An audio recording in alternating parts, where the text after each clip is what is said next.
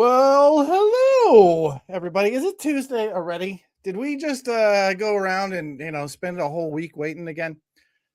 Welcome aboard. This is Comic Industry Insiders Live. My name is Adam Freeman, and you've entered the little liminal space that we call the pre-show banter. I think is where we settled in. I don't know, but let me bring in. Let's bring in Andrea. Why not? Hey, Andrea, how are you? Let's don't bring her in. Let's remove her from there. I don't know how that happened. All right, we are in technical. We are just having a great time technically this week. All right, Brian. I'm not ready. Turn me off. No, I'm just kidding. I'm just kidding. We're in some sort of technical something. That's for sure. I think it's an astrological thing. I'm pretty sure. Yeah. I had electricians in here on Friday, and I disassembled everything, and then 10 minutes before this, I was like, oh, I don't have a camera. I don't have lights. I don't have a microphone. What am I doing? So I literally threw it all together. And everything seems to be working. It's perfect. Okay. Somebody just texted me Andrea's pronunciation. So I'm going to get that right when I do actually introduce her. But I'm not doing that right now because the camera's all over the place. But I am going to welcome to the stage our very own Mr. Joe Keating. See, I do that not giving you a hint of what it is until I hit the button. It's my favorite bit. Is it me? No, it's not me. Yes. Okay, good. That is the best. You usually time it for coffee, and I've learned that to not be drinking coffee during this portion of the program because it's usually when I come right on. Unintentional spit take. How you doing this week, my friend? Oh, doing great. Looking forward to coming back to ComicsPRO. It's been since 2019, I think. So. Oh wow. Yeah, I think so. Maybe one or two in there, but yeah. Let's bring some people in out of order then. In that case, because you invoked ComicsPRO, so we might as well bring a board member on. What up? Hello. Shannon Live. How are you? Good. I was like, oh, that's me. I heard ComicsPRO. How are you guys doing? We're good. We're all going 6 different directions at the same time, but it's happening. It's all happening. How about you? Yeah, 6 different directions at the same time sounds right. I just said when we were talking before coming out here that I have 8 slide decks to do for next week. So I'm like, I feel like I'm getting there. Like once I check off those 8 slide decks, I'll feel confident. And I recommend if you can get yourself a Blake and then just don't tell him that you need to do it until 10 minutes before. Then it'll just magically happen. It's incredible. I was sitting on my couch on Sunday night just going through the Whova schedule and everything, and I was like, oh, I'm on a panel. Cool. Oh, I'm on 2 panels. Cool.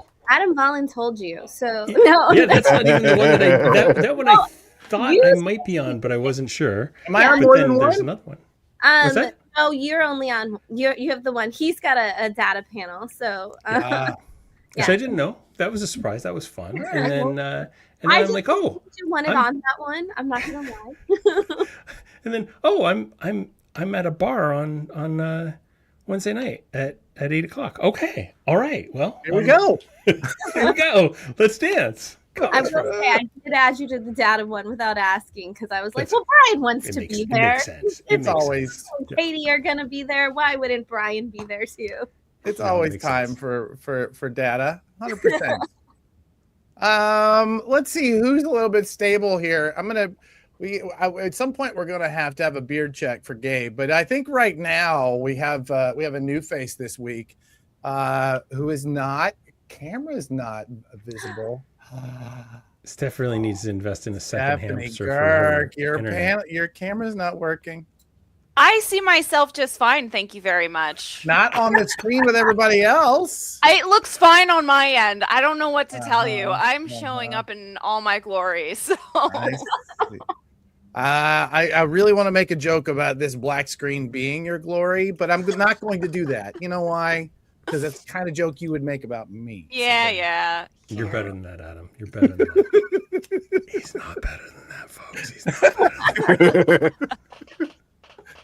All right. Who else do we have here? We're gonna bring in, just bring in everybody here. I think. Well, we have Andrea is joining us today. Is the camera stable? Did we? Yes. Okay. I was trying to make it landscape so it matched everybody else, but I decided that it was better to keep the camera from falling. So have you considered a Dutch tilt? Maybe. Ooh. Right? Well, that I can do by just 66 sticking an extra Batman? book under the end. So That's some film school BS there. That's what that is. It's yeah. That's actually Batman 66 BS. That's just being Miss Jen King. You know what? I know you're not good at being on camera, so I wanted to thank you for coming on. I know this is new for you, this whole experience. Sorry, how I are screwed things? up the last time. There was another one I was supposed to do, and I was just like, That's all right. We got through it. We figured it out. We made it happen without you somehow. You ever look down and realize, oh, I've got chocolate all over my hand. Okay. That's not chocolate. Shush now. it's not chocolate. It's chocolate. Yeah. Okay. Good. Thank God. Yeah, somebody brought anyway, my SO dropped off a big thing of trail mix before she left, and turns out that was whatever. Shut up, Adam. Okay, great. Let's all right, you know what? Let's do it. Let's go do a quick beard check. In fact, can we bring this up front here? Can we I want to make sure that he gets a good solid look in case we get a screen grab on Bleeding Cool. Okay. All right. Nice. It's already coming back. Yeah. Look at that. Yeah, no, look, Yeah. it's like I said, it's been 12 years. I forgot entirely how long it takes to grow a beard back, right? I know how fast it grows to the point where I can't handle it anymore. I got to trim it. But I'm very upset. This morning, my daughter, while I was getting her ready for school, stood up on the changing table, grabbed my face, and said, "Your beard's growing back." Oh, It was great. It was great. It was That's awesome. good stuff. All right. We don't need to just see the beard. All right, we might as well bring Blake on. What up, buddy? Where are you adding you to the stage? There we go. Hello. Hi. Did you you made all those changes, right? It's all done, right? It's all Everything's done. okay. Good, fantastic. Listen, this by the way is your cast. We have a new graph today, everybody. We decided not 12 minutes ago did we decide we had a new graph, and we pulled it off. Like TI 83 and Yeah. graphing done. This is your cast for today's live show. We're going to we're going to do a rundown here in a minute, but look at this. You know, so much you can learn today about the comics industry from this panel. I don't think you really need to know anything you couldn't learn from somebody here. Let's be real about that. All right. We have 5 minutes to go. Did anybody other than Gabe's beard have anything that we did is not in the rundown that we were going to talk about today? Because I have gotten the criticism that we don't talk about comics during the pre-show banter enough. It's just banter. It doesn't. We're not doing like a big comics roundup, right? It's the banter I portion. know. This is on any subject. I know. Oh, there she is. Hi. Do we have video now? We Stick do. in video. Is this a Canadian thing that you guys are struggling I with always the have things video. like video today? I'm not Canadian. Andrew, just do you friends with do you want to Brian. be Canadian? We'll make you an honorary I one. do. I was just Yes. gonna say, you're Okay. kinda Thank honorary. you. Perfect. You're in. You're in. Yes, it's just the Canadians today. I was about to say Pacific Northwest. That's all kind of Canada, right? Pretty Yeah, much. it's Yes, half yeah, Canada. yeah. It's true. We're all friends. We're all friends. I do also have a crap ton of Canadian, like an entire French Canadian half of my family. So I'm There you go. I love I'm that. honorary. There But you go. They were smart No, enough to nothing leave. now. What? I don't. See, this is where you're not allowed in. I don't know. They went to Windsor, so Oh. there's a West joke Coast, for Canada. West Coast, West Coast. Just saying. Right, Brian? I'm currently living under like 10 feet of snow, so I can't argue with you. I wish I could, but I can't. I have blue skies today, by the way. Blue skies. I honestly, there are walls of ice all over our yards. Just walls of ice everywhere. I don't like it. I do not like No, winter. it's the worst. I'm ready to come and live with Shannon. That's what's happening. The air conditioner's on at my house. Shh. Okay, next party's at Shannon's house. Right. I know Adam told me he was either moving in or unfriending me because I sent him a picture one day of my meeting, which was on the river, which is the river that cuts in to make the Tampa Bay, and it was sunshiny, and the river is beautiful. It was 70, I think it said 77 degrees in the thing, and Adam was like, all right, we're either not friends or I'm staying at your house. That is true. Oh, That is very true. I actually had a friend who's trying to get me to come to Florida for some she needs some help on something, and I'm this close to saying I'll be right there right after ComicsPRO. I'm coming. Great weather. All right, anybody we're gonna get into ComicsPRO tips. Brian and I are gonna give our favorites, but anybody have the thing they wish they knew before their first ComicsPRO meeting? Anybody come up with that? For me, I'm having a hard time. I think I've been to all of them but one, so I'm having a really hard time remembering a life before ComicsPRO, frankly. But maybe that we're all kind of equally terrified. That's good. Yeah, I was gonna say the Judy from Bean has the best advice, and I wish somebody would have told me, is just sit at a different table for everything and say hi to the people at your table. That was the best advice I've seen, and honestly, that I went the first year that I went to ComicsPRO, I went by myself, and I had only ever done I had done the online one, so I kind of knew who people were, but I didn't know anybody, and I just kind of sat at tables and said hi and hoped for the best, and it worked, So Yeah, you were. I think that's where I met you the first time, and you were always at a different table. I think that's hilarious that you said that was good advice. I was like, I don't know anybody, so don't. And I think the way I worded it this year to somebody new was, don't assume that because we all do know each other and it's almost like summer camp for us, don't assume that you're not welcome at that table. Absolutely. Because we are all going to be loud, and it's exciting because we only see each other maybe once or twice a year, but that doesn't mean we're not equally excited to see you first timer as well. We're actually probably more excited to see you first timer than anybody, because we are excited that you're there. So, and you're not walking in with baggage. It's awesome. You're brand new. The fear thing is real, though. The fear thing is very real. Just remember that the Venn diagram that encapsulates all of us, all of the tiny pieces of our brain, we all share one tiny piece, and it's all right there at ComicsPRO. That's just what you have to focus on. Nobody's going to we're all the same is what I'm saying, and don't feel like you have to change who you are at Comic. I mean, we're all there for the same reason. Yeah. I will admit, since she's here, that the person I was most nervous to introduce myself to was actually Jen. I really wanted to meet Jen, and I was so nervous to introduce myself to Jen. And so I was so excited when I got to sit next to her and say hi. And she was very mean, right? She was very You're famously mean. Yeah. Did I in fact hug you to death? You did. I was a Texas store at the time too, so I was like, we're Texas women who run comic stores. Like, be my friend.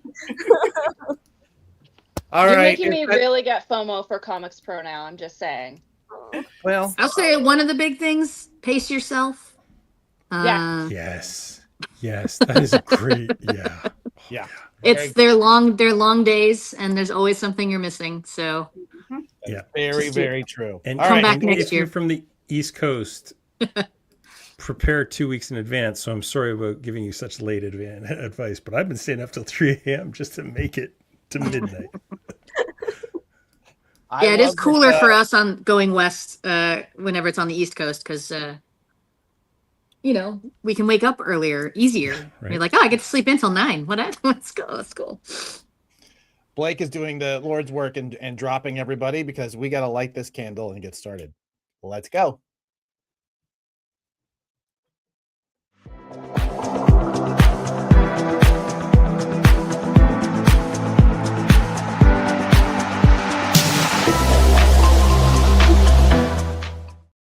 Well, hello, everyone.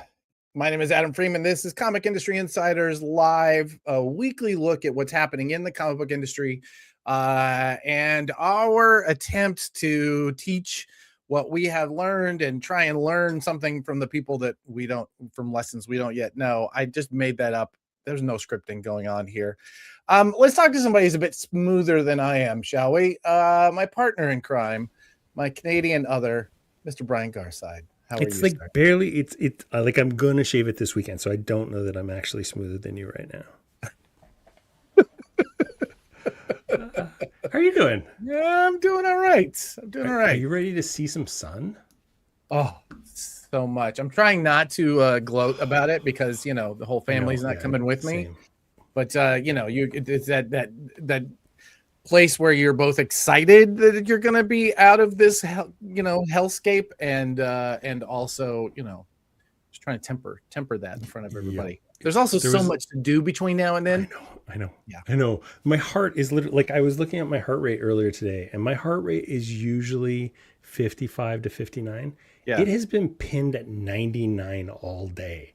There's just so much going on. It's insane. But yeah, it's good times. Good times. Yeah, it's great. It's great. We're getting there. It's gonna be a week. But I think today's show, we're focusing on how to prep for that week, right? Yeah, buddy. It's I coming. know. And let me just say, Blake has done some stellar work already in the last you know what, 8 months or so. But I think this might be my favorite one. If there's an award for slide in a live show, we should. This is our nomination right here. Yeah. This one's so funny and silly. Yeah. Buddy. I loved it. Well done, Blake. Well done. Well, yes, we're going to talk about ComicsPRO, the biggest event on the comics industry's calendar. I'm going to say it's bigger than San Diego for those of us who do this, because we know we're going to get more done during our week in Glendale next week than we will in San Diego, than we will at New York Comic Con. It is just wall to wall, getting to see your friends, but also new business. It is incredible. Yeah, man. Last year was hallways the meeting. Like that's all I did all week was just like, now okay, yeah. Next here, okay, yeah. Oh, just go around this corner. No, I got you. I got you 5 minutes. Yeah, okay. Yeah. And the amount of secrets that I had and that I wasn't allowed to tell anyone, and yet people kept on telling me their like, I don't know, was I just safe space last year? Or what was going on? But I was having a hard time keeping track of whose secrets I could tell and who I couldn't. So I just stopped talking at one point. I'm not talking anymore. Can I tell you one of the things that I'm most excited for this year? I mean, I have a lot to be excited for. We're talking about. We have some presentations that I'm really excited to give. Always good to see people that I miss over the year. But I got to tell you, my favorite thing about this year is going to be seeing Blake Morgan doing this for the first time. It is. Oh my God. Oh yeah. It's going to be fun. It's going to be a good time. Just watching his eyes as he is scrambling. Yeah, it's going to be a good time. But those of you who don't know, most of the Prana team is going to be at ComicsPRO this year. Many of the people that were in our pre-show banter. Joe Keating will be there. Myself, obviously. Oh man, why am I going complete? Gabe Yoakum is going to be there.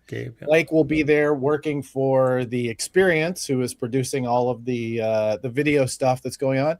So I mean, most of the team's going to be there. Megan, I'm so sorry, is not going to make it. Steph Girk is not allowed to leave Canada apparently because of those allegations that happened. We don't talk about those. We're only allowed to leave under direct American supervision, and you have to have a sponsor. And it's she true. Just couldn't get one this time. She keeps asking, and I keep saying no. Because I know what it means. What's in this rundown? What else are we looking at? I don't have control over any buttons anymore. That is a great question, and I didn't push any buttons. So we got our hard-hitting headlines. Our feature is going to be on ComicsPRO for Dummies, and then we are going to have a special panel on Comics Are for the People, and then we'll jump into the Prana bestseller list. And of course, Steph is going to do her Comics MBA podcasting, a 5-step program. Right on. Steph is really the reason that we have a podcast, the Comic Industry Insiders, which is what this show came out of. So in many ways, she really did, push us towards this path. And then we immediately grew out of her abilities. And so now, no, I'm kidding. That is I love her to death. slanderous. I know, but she's not on the screen, so I can say whatever I want. It's really wonderful, and she can't Last seem to week's- figure out her camera, so that's going to be fun too. Last week's episode with Hank Canlett? Canals, yeah, Hank Canals, yeah, was spectacular. It was so good, and it was like half secret history of Image Comics / DC Comics. Yep. Half like secret history of comics retail. It was just so good. I loved it. It was such a good episode. Yeah, it was spectacular. He was on my short list of people I wanted to interview when I started the whole thing. And it's nice to finally check that one off. He's such an incredible career, and such a forward-thinking brain for our industry too. All go see it. In fact, somebody drop the link into the comments, because I think you should all go watch that. It was a good one. All right. Oh man, I just realized that we have a headline that I didn't throw in because Oh, no. I didn't actually see it, but it's actually there was a big success in the comics industry last week, and we'll talk about that when we get through these. But first, let's talk about comicpreviews.com. So if you go to comicpreviews.com right now, it is constantly evolving. Next week is our official kind of coming out party. Oh man, I was looking for it. We also have a comics preview, the zine, which I will dig up around here before the end of the show, which we'll be handing out to people. If you go to our Managed Comics booth on Hoover right now, you can sign up and we will make sure that you get one. I'm going to have them at the front desk and stuff as well. So, but yeah, it's a little fun. We've got the top 25, I think, most subscribed to titles from 2025 in there, so it'll be the first time people get to see that. Yeah, it's gonna be fun. So check it out, and yeah, that's us. Fantastic. All right, let's get into some headlines. Look at this. That's a good one. I don't know. Yeah, it's solid, just solid. Is this some AI slop? Did you drop AI slop into here, Blake? This is all photos. I can see photoshopping. Okay, great. My goodness, DC. More printings. So what was the story here? They did all of these printings, right? And they're just dropping them? How does this work? So on Friday at about 4:42 p.m., I got notification from a couple people that DC had sent out an email that said that they were making like 1 through 14, I believe, of Absolute Batman, 1 through like 11 of Absolute Wonder Woman, and then a bunch of like Absolute Superman, Absolute Martian Manhunter, new printings for all of them. Which, that's great. I love it. Yeah. But they didn't put it on FOC. They didn't give it an initial order number. Everybody's data kind of just vomited on it. And I don't know if you know about the way news works, but if you want to bury a story, you drop it at 4:00 on a Friday. And this seemed like the worst marketing decision I've ever seen, combined with the fact that we had to scramble to make our systems work with this stuff. And admittedly, publishers don't have to work with our systems. That's fine. But if you don't, you're giving up, for me, if you don't support Managed Comics, you're giving up 400 stores. That's on you. That's not on me. I'm happy to work with you. Give me a little warning. So we scrambled and made a solution that I didn't love. We basically forced an FOC for today for it so that we could at least get some pre-order, orders in there. And then we kind of forced a fake thing last night. I'm hoping nobody does this again, but I'm super stoked about this because I bought a crap load for my own store. I know that I will sell out of them. I keep selling out of printings of this thing. I can't remember. Transformers is the only other thing that has gone to 10 printings like this recently. The Batman is now, Absolute Batman is at the 11th printing of #1. I know. And every time we get them in, we sell them out. I bought 20 copies of the 10th printing thinking, oh, we'll have these for 2 months. By Thursday, we were sold out. Fascinating. I don't know where the ceiling is. I can't find it. There isn't one yet. We haven't gotten there yet. I think that's just it. We've entered a phase where we have to recognize the fact that we don't know how big our marketplace actually is. Yeah. Right. Yeah. We've not yet found that ceiling. You're right. I mean, I think there's a yeah, I get that. I don't know. I'm curious to know from DC how this happened. My guess is that this was one of those things that was being worked on and they finally realized they had to drop it in order to get it out there. They're on the same sort of schedule that we are, and we're going to run out of time. They're going to run out of time. I'd be my guess. There's no maybe it's maliciousness. you remember But in they probably- the West Wing they talked about take out the trash day, which is Yeah. like the last drop of Friday because nobody carries it over the weekend. But yeah, I don't know. I guess like between Django and I, we represent like 1/5 of the market. Like, yeah, you might want to let us know. You might want to just, because we're here to help you, right? We're here to sell more comics. That's what we want. It'll be good for this. It'd be like a service where all these listings. Moving on, Adam, and be broadcast out. One, Bowker does this for Book Market. All right, let's move on. CLBDF has got some censorship issues that they're talking about here. You want to talk about this one, Adam? A lot of what we're going to be talking about today is going to be. I hate to do this laughing transitioning, but this is a very serious subject. Before we do this, can we just take a beat?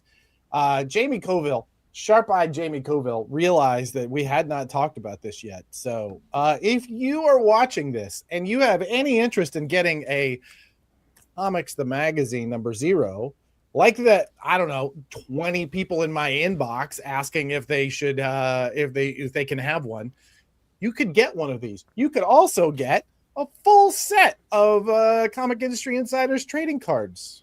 Not without that Post-it note on them. Right there, look at those. You could have a full set of those. All you got to do is push #insiders into the chat, and we can go ahead and get those out to you. Steph, do you not have any of those? We'll get you some. All right. All right. Before I forget, I'm going to remind Megan to get me a pile of them so that if we have Canadian winners, I can just ship them from up here and save you guys a bundle of cash in shipping, because I'm shipping stuff to the United States right now, and okay, it's fun. Yeah, it's great. Right. Let's stop laughing and talk about censorship. Okay, let's start with this is a very serious subject. So Jeff Trexler of the Comic Book Legal Defense Fund was part of the presentation of the ComicsPRO virtual meeting that they did. I think it was last week. Yeah, that's right. And he talked about how things are actually much more serious now than they've ever been. Some of the issues that are happening with that Grendel that was given away at Free Comic Book Day are just ratcheting up some of the fears that we have about censorship and how it will affect the local comic shops, and how we're all having to be a bit more vigilant about taking care of making sure that we are not distributing something that's going to get us in trouble. And because right this second, even though you have First Amendment protections, that may not be enough. So I will say there's a really great rundown of this on the ICV2 link. I think we should drop that into here.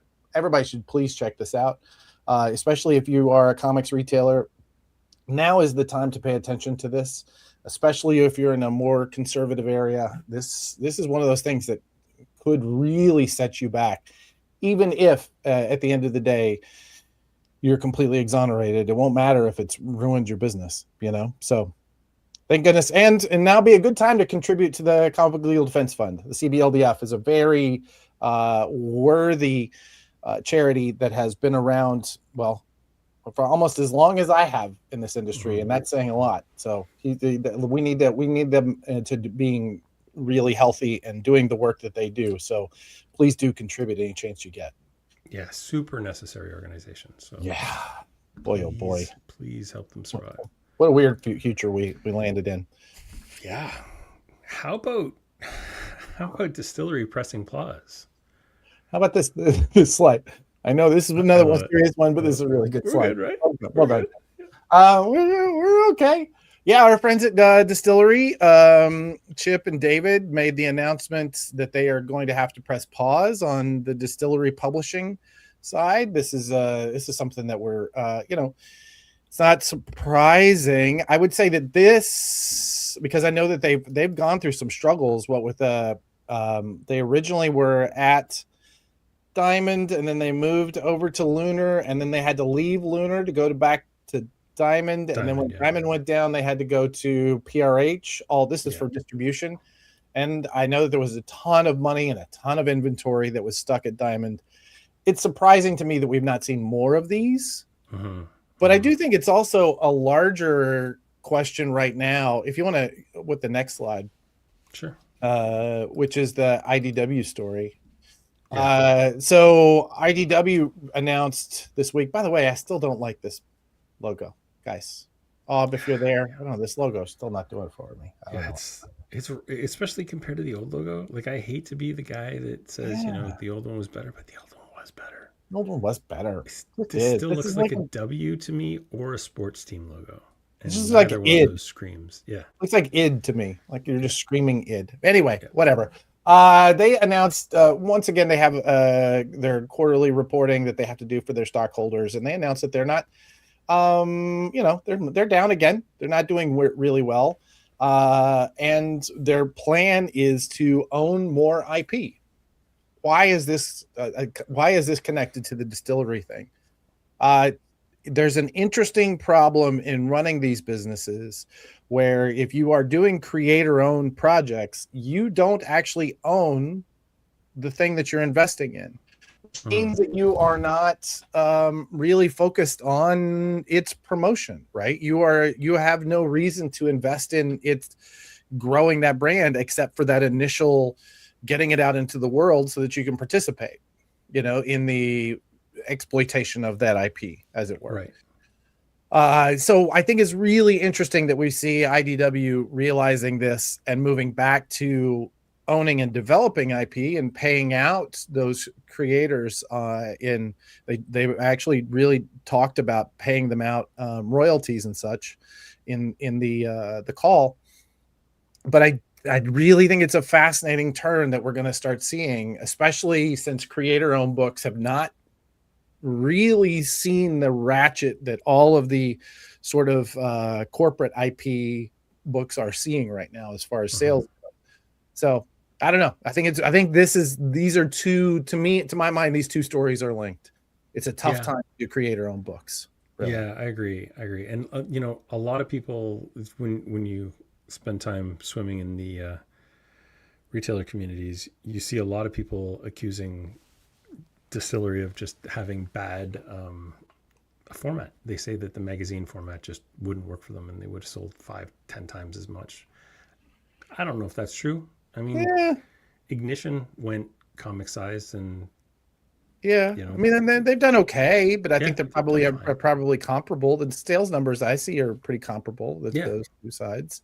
Exactly. So I don't know if the format, like, I actually think the format made it special. It was cool. Like, they were neat. So I hope they kind of kick out of this, because we still got a final issue of White House Robot Romance that we need. There's a bunch of stuff that is kind of stuck in limbo right now, and that really sucks. So, and I like those guys. I think they've got their heart in the right place. You think so? Yeah. So we will see. We will see. This is going to be, this story and many like it are going to be progressing as we go along, which is great because we have a show where we can talk about these things. For sure. Okay, before we get to this, I want to. Oh no, I didn't want to do that. Don't do that, Brian. What are you doing? What's happening right now? So last week, a new series from Image came out called Dork. D''ORC. It's written by. Wouldn't that be Dork? Yeah, it is. I think it's Dork. Okay. It's written by the one of the creators of I Hate Fairyland. Really fun. It's kind of cartoony looking. Sold out immediately. I went fairly heavy on it for me, and we sold out by like Wednesday afternoon. So it is hitting like $40 on the secondary market already. Like, it's crazy how crazy it went off. So it just we're always, there we go. We're always talking about kind of that next big thing and how these things surprise us. And this is just one to keep an eye on. The second printing will be out in 3 weeks. I went pretty hard on that too. It's a fun book too. Like, it is worth the hype. So something to keep an ie on.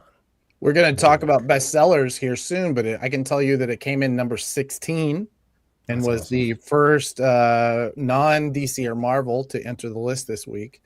And I will say that it at 9.63 copies per store reporting, it kind of tied pretty close to Avengers, Wolverine, the DCX AEW. What is that? I'm not sure what that is. Oh, it's like a wrestling plus comic. Oh, I'm sorry. I'm sorry. I thought X-Men, whatever. Godzilla, Infinity Roar. Those all in the same sort of like grouping. So it did remarkably well for the stores that we're seeing. So yeah. Yeah, Awesome. very cool. Thanks for bringing this up. That's good. Yeah. That's exactly the kind of stuff we're looking for. Well, yeah, I love when you see something like that just pops off and you're like, I don't even know where this came from. You know, like I kind of had an idea it would do fairly well, but I didn't. I kind of expected I'd have this for a month. Yeah. And we had it gone by Wednesday. Yeah. Oh, awesome. Great. Well, let's talk about ComicsPRO's annual general meeting, which is in Glendale, California for the second year in a row. In 1 week. I will be traveling in 1 week. Right. I'll be in the air. I'll be landing in about an hour in 1 week. It should be noted that this show, crazy things. We will have a show next week. We just will not be live. We're going to pre-record. I think it's going to be a really interesting show. I'm looking forward to putting it together for you. I don't necessarily want to commit to what it is in case we have to change at the last minute, but there you go. We're recording it on Family Day in Canada, so that should be fun. I'm just going to tell my family I'm not familying that day. Sorry, I don't really know what that means. And familying. We don't celebrate families here. Vacations in Canada. We have a holiday in August that they just gave up on and called it Civic Holiday. It's fine. It's just, so Brian, what is the plan? Manage Comics and your other effort. Comic previews. What is the plan? What is your plan for ComicsPRO this year? Yeah, so we've got exhibit space. In the last 3 years, I've done the retailer roundtables, but I think I was good after last year. I loved it. It was amazing. So the retailer roundtables are an opportunity to basically perfect your pitch. Yeah. Against 300 people. It's amazing. But at this point, I got more value out of the hallway meetings last year than I did out of that. So yeah, it's so much fun. Like we'll be seeing 300 retailers. You find out stuff that you don't find out anywhere else. So there'll be news stories breaking. I know that some of these publishers are holding stuff off. Last year we got the announcement of the DC Marvel team up thing at ComicsPRO. Yeah, it's super, super exciting. And for me, it's like all the meetings that happen outside of the sessions are just as important as the things that happen in it. So I'm planning Wednesday night just a meetup at my suite next door. I know we're doing a thing at Comics Industry Insiders on Wednesday night at 8, I think, just in the hotel bar, if that's right. Yeah. Am I wrong? I'm going to shout out to Tommy Donovan on that one, just because he posted that we needed to do something, and I said, "Congratulations, you're organizing it," and so he did. So okay, because I was going to ask you how I got involved in that, but I'm glad to know. I'm glad.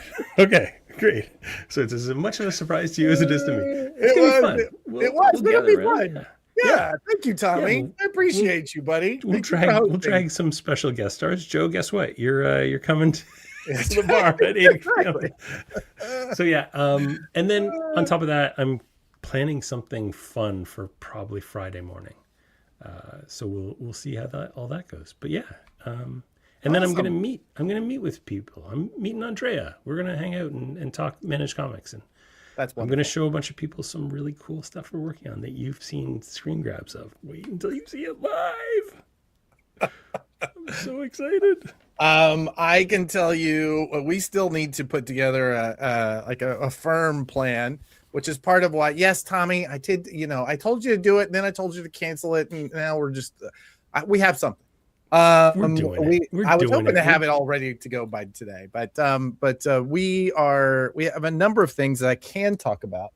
We'll have issue 1 of Comics the Magazine available for everybody who shows up at ComicsPRO.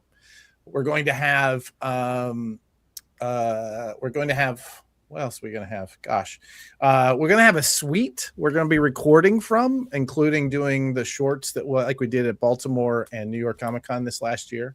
So for those of you who want to come in and ask the 3 questions, we're going to have that. You'll be able to come find us, and we can do quick interviews. I'm hoping to do some long form interviews too while we're there. There are going to be a few people there that I don't often have access to.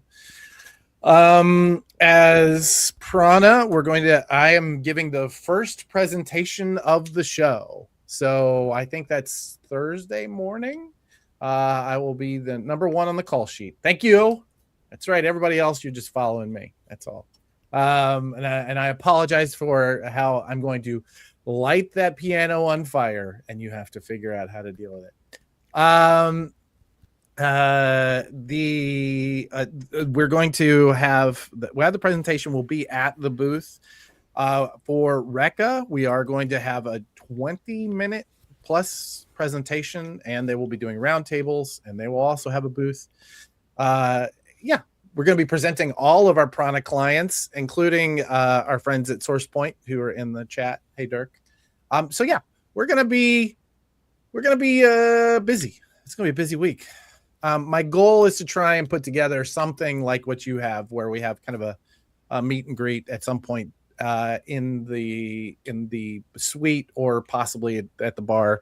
I don't know yet. I think I'm kind of done with the big boozy parties. I think it's just not my jam anymore. We can just drink like water.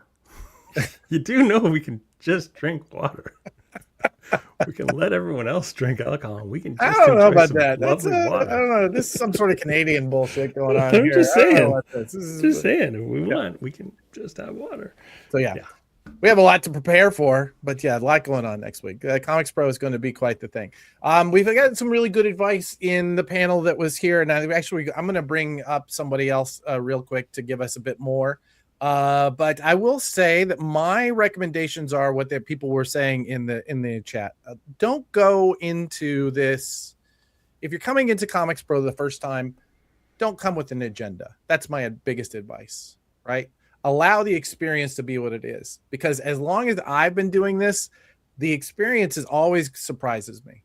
There's always going to be some new change, some new player, something that I didn't see happening before I got there. And if I had just said, here's my schedule, I'm going to stick to this, and I'm hitting these parameters, and I'm going to check all these boxes, I never would have gotten any of that. So show up, be there, enjoy what you see when you arrive, because it is just like what we try to produce here every week is just a small sliver of what it's like at ComicsPRO. It's just everybody there is kind of rowing in the same direction of trying to grow our industry and grow our businesses inside of this industry. So cannot recommend it enough.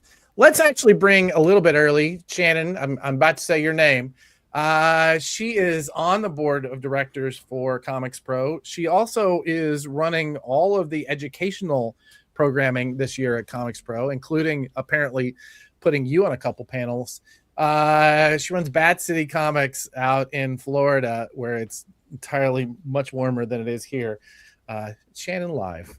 I just hit the button and she didn't come forward. Somebody tell me what I'm doing wrong here. There we go. Hello. Hey. So you, like I said, when I first started coming to this meeting, I was a member, and then started coming as publisher. I've missed one, and that was, I think, 2 years ago, something like that. It was like my last year, whatever. It doesn't matter. It was the second Pittsburgh year. Yeah. That right. Yeah. Okay. Yeah. So you, are compared to me, basically you're still starting, but you basically help running the thing now. What is we talked about advice, but what is going to make this year special? What's different about this year's meeting? Hey, before we get there, I just want to wind the clock back a little bit. Yeah. I'll go back 3 years ago. 3 years ago, Shannon, you won one of the scholarships to go to ComicsPRO, right? I did in 2022. Yeah. Yeah. So that was the first Pittsburgh year? 2023, right? Yeah. So that was the first time I met you. Mm-hmm. And you were there just kind of you were the proverbial deer in the headlights. Like your eyes, I've never seen eyes so wide as they were the entire time, because you were around your people for the first time in that large of a grouping, and it was all just comics and like retail, and I could just tell you were a sponge, just soaking it all up. You had the best time, right? Absolute best time. So fast forward 2 years and you're like the vice president of the organization. Like, I just want to, for a moment, just breathe that in. The fact that is absolutely astounding from somebody who like got a scholarship, which like there's a whole story to talk about that scholarship, which I think is spectacular. And Django has supported that thing this year. And I'm so jealous that he did it before I could. And then all the way to 2 years later, vice president. Like, let's talk about that. Yeah. Honestly, I mean, when I went to ComicsPRO for the first time in person, I had already been in the industry for a long time. I had already, like, we had our store for a few years at that point. Like, we opened our store in the end of 2018. And so I just hadn't had a chance, because by the time I found out about ComicsPRO, we were in the virtual age of the times. So it was, I got to do the online version, and I was like, I just really want to go to this in-person thing. And I'm so thankful to Bink for helping, because we had just moved our store across the country. So there was no way that I could afford to get to that conference at that time, after moving our entire lives across the country. And so it was such an awesome experience. I always tell people, like, the idea that, like, just talk to anybody. I went to a dinner while I was there, that one of the first nights, and I was like, I'm just going to eat in the hotel, restaurant, because I don't know anybody. And I walked in and I ordered like a table for one. Like, I asked for a table for one. And at the time, Dan Query was with Vault. And the Vault guys were just sitting right there in the first table. And I was like, table for one. And Dan just stands up and goes, no, she's at our table. And I was like, okay, like, and we had just met the day before because he liked my outfit. And so it's such a crazy thing, like, where it was like, I'm just going to be here, and everybody just pulls you in. And the idea of going from that to vice president is an insane experience. But it all started, honestly, because at San Diego Comic-Con, the next year, no lies, that year, 2023, that same year, Katie Pride was on the dais with Marco, and Marco was like, at ComicsPRO, it's all volunteer run. We really need help with anything. If you have an idea, come up and talk to us. And Katie just points into the audience and was like, you. And I was like, oh, I guess they mean me. And so I go up to the front and I was like, I'm here to volunteer. I have this great idea for revamping the education and mentorship thing, that we can build out an entire program around what a trade organization usually provides, like what ABA kind of provides and stuff like that. And Marco goes, okay, send us an email with your idea. And I think that is the last time Marco will ever tell anybody strange that he doesn't know to send an email, because I sent him a document outlining. I was like, here's just an outline of what I'm thinking. And it was a 6 doc. And Marco was like, we'll get back to you. And, here we are. So. That's amazing. That was my first ComicsPRO 2, 2023. So we were both first timers that year. Yeah. Wow, that's excellent. Well, you've been at this long enough, and I'm sure you are going to have this same experience now, Shannon, is that you recognize the person who's going to come in and start doing the work. Once you've seen them, like once you've seen them show up, you know them on site when they show up again. And you were obviously that one of those. That was just going to be, immediately we're all dependent on you. So, so excellent. Well, welcome aboard, making it aboard. So tell us, why is this year going to be different than all of your vast experience coming to the ComicsPRO annual meeting? That was a joke about you all not being here for many. Well, it is. It's going to be different because, one, with it being in LA again, we are seeing so many people coming, so many people bringing talent, so many people bringing the big announcements. I mean, like Brian said, last year we got the Marvel DC crossover announcement coming out of it. This year we are maxing out space and time in all capacities to just load it with things. There's Wednesday night, there's a special creator exhibit hall, which is just going to be like a ton of creators. There's announcements coming soon, so you can know what to pack if you want to bring stuff. We have an opening night reception that night from IDW and Oni Press that is going to be insane.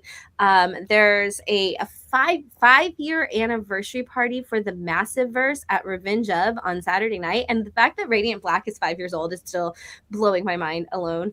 But we have events like that. We've got the Wheel of Comics party is coming back from all those awesome creators. We've got Robert Kirkman as keynote. We have more educational programming than we've ever had. We even have a publisher track this year, which Adam and Brian are a part of, which we're very excited. They're going to teach a class for publishers and creators. But like to be able to even offer classes for publishers is such a cool thing. I'm so glad we're expanding that to give everybody a chance to learn something. And literally we have more minutes of presentations from publishers and vendors this year than we've ever had before. Like we were crunching it in and still keeping breaks, which is a new thing. We are giving you breaks to go to the bathroom. It's a new and exciting.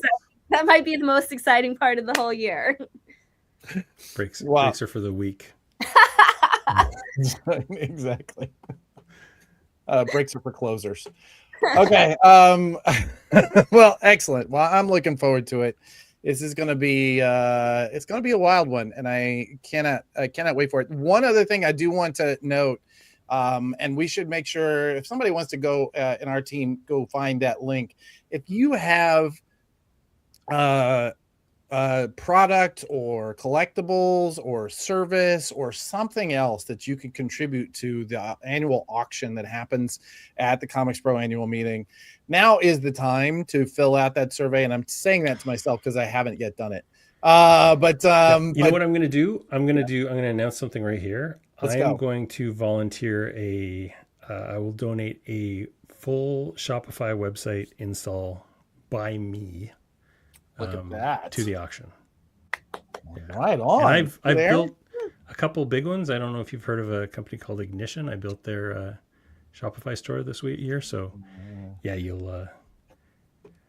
Excellent. Well, that link is in the chat right this second. I'm not committing to anything right now because all of my stuff I have to talk to other people about. Yeah, you need to go sign up for this. All proceeds are going to Bink this year. Is that right? Yeah, proceeds go to Bink to help them continue to support comic stores and booksellers across the nation. So, and they are phenomenal. If you don't know Bink, they do so much to help the booksellers everywhere, and it's such a good organization. My favorite thing about the last 2 years especially is there's a point in the auction where you see Judy just openly weep. Like she sees the number and she's just like, holy crap. Like it really is a pretty awesome thing. So yeah. All right. Well, thank you guys. I appreciate looking forward to this. Let's move on to the next segment. We're going to keep Shannon in for this. I think we have a slide for it. In fact, yeah, comics are for the people. You goddamn right. So tell us what brought this about, because I love it. It's my favorite. Okay. So here's the thing. I love ICV2. I think the world of Milton Greep. I think he's a fantastic force of good in our industry. I do think. Do you have his rate card? Because he'll give you his rate card if you just talk. That's the first thing he'll say. Hey, do you have the rate card right now? It is difficult to leave any conversation with Milton without having a rate card. But now that I have a magazine that I'm selling ads to, I don't blame him. I'm going to have mine handy at all times. Gabe, we got to print those out. Okay. Anyway, so Milton Greep, ICV2, gave a presentation at the ComicsPRO meeting that happened last week, and in it he talked about some demographic data that seemed a little, I don't know, it seemed a little bit inaccurate to me, to my ear. And again, I wasn't in that room, but I did hear about it later, and saw in the chat from several people that we're going to have on the panel today. So I wanted to bring a few folks in, comics retailers specifically, to talk about who is coming in. So this Dogman generation, this Raina Telgemeier Bone generation that grew up reading comics are now coming in for the Absolute Universe from DC, from the Ultimate Universe from Marvel. They're coming in for things like Orc. And they're coming in droves. We've seen 20 to 30% increases across the board for direct market. So we wanted to give an opportunity for this. But let's bring a couple folks to the panel. She is one of the most influential retailers, I will say, that we have ever had on the show. Big part of the experience. Run Space Cadets Collections. I think I got that right. This is the best name. She goes by Miss Jen. How are you? Welcome back to the show. Doing Jen. so good. I'm representing the Recca. Love it. I got my my Wild West Hackin' Fest hoodie, which when it's this cold is my absolute favorite garment. It's incredible. That the Recca hoodie is just whenever it's, you're in Texas and the air conditioning is on too high. That's exactly right. Accurate. This one I can actually go out and take the dog out in the snow. Someone who's nowhere near snow. Ms. Andrea Gilmore, Books with Pictures. Welcome to the show. Thank you so much for joining us today. Of course, thank you. That you're running the shop while we're talking. I am, yes, yeah. All right.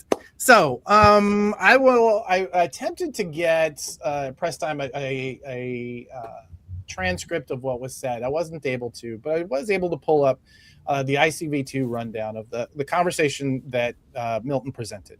Now, I do want to note that in many ways, we work really hard with Django and with Brian to give good context for all of the data that we talk about on the show. And so very often I find myself not making statements that seem obvious because they are not, they can't back them up with data. In this particular instance, though, when I heard about it, I went in to look, and I'm just going to read from the write-up in the site. In response to a question, Greep noted that there are more female customers going to comic shops than ever at any point in the past. A very positive trend, but that retailers have indicated that the absolute Batman surge specifically is male skewing. Here's my problem with this, and tell me if I'm wrong. One, that's not what I see when I go into the comic shops personally. And two, when I hear the people that I know talk about comics, I'm just as likely to hear about Absolute Wonder Woman as anything, and it's almost never dudes telling me about Absolute Wonder Woman and how it made them cry. So my question is, what are we seeing right now demographically in this surge, and can you put any sort of numbers around it? Because all of these, I hear this. I mean, it just really depends on who you're talking to, right? Shannon, you want to go take this on, or you want to jump in? Yeah, I do, because I know I told you I have to go teach a class. So yeah. I'm going to jump in really fast. But for me, subscribers in general, almost half of my subscribers at my comic book store are women or non-binary identifying in the first place. And that definitely extends to the Absolute line in an insane amount. Your question or your comments about the younger generation coming in, the kids who grew up with Dogman, we're seeing that 16 to 27-year-old market is really huge for us right now. And we are seeing that there is not that's an equal number of who's coming in from that demographic. We're seeing people who identify in every gender that are coming in and saying this, I'm excited to jump into comics. I'm so happy to try something new. And they don't just try the absolutes, they try everything, which is what I love about it. But yeah, our actual results and sales totals are showing us the complete opposite, where we're seeing you can look around the store at any given moment and it's 8 or 9 women in the store and maybe one man in the store at the time, and our staff is me and Katie in there, so there's 2 of us, and then there's 8 women, and it's great to see how much of them, and they're having these detailed conversations about comics all the way to the past, all the way to what's happening right now. So I definitely think that we're not seeing that. We have even with our events, like we do a zine night, we do a creator night, we have a ladies and non-binary nerd night. Our ladies and non-binary nerd night is our biggest event that we have monthly. Every month that thing hits anywhere between 25 and 35 people at it. And when it's got 9 to 10, we're like, oh, it's a slow week. Nobody showed up this month for the event, but it is our most popular event. And they're all sitting there talking about the comics they read. Some of them are sitting there reading comics during it. And so, definitely a difference for us on what we're seeing versus those numbers. Andrea, you are in I will say I'm coming back around to Jen, because I feel like you're probably in the most conservative area of the world than we have here. And so if we're making this about the different regionalities, Andrea, I think yours would be an interesting viewpoint. Talk about where your shop is, and specifically like what kind of clientele are you seeing demographically? Yeah, so we are in Eugene, Oregon, which is about 2 hours south of Portland. It is where the University of Oregon is located. So it's one of the big towns in Oregon. Probably about, a third of the size. Our metro area is about a third of the size of Portland. But, pretty robust, as many like college town areas are. One of the things that we do experience, and I think a lot of college towns experience this, is that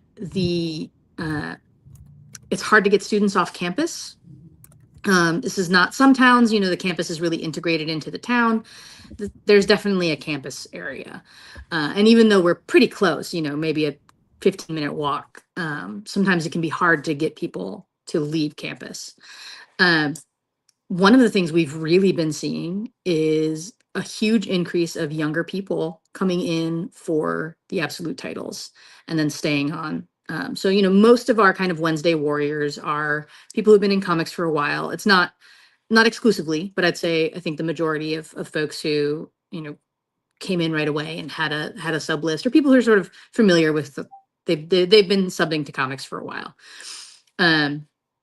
And it feels like nothing we could do as a shop, including going to campus, including doing events with departments, was able to bring students here as much as, frankly, people wanting to talk about the absolute titles.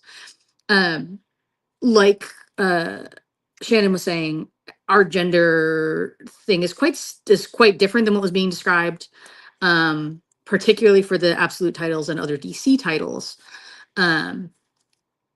We don't keep specific demographic data like that. So, I was looking at my subs and like, I know some of the people, and so I'm like going through and we definitely don't keep demographics for people who just kind of pick stuff up off the wall. And we tend to be a pretty conservative wall order store. So, if it's something that starts to drop off, we cut it pretty quick, and we do a lot of education around, hey, pick up, get a sub, you'll get it. It's no problem.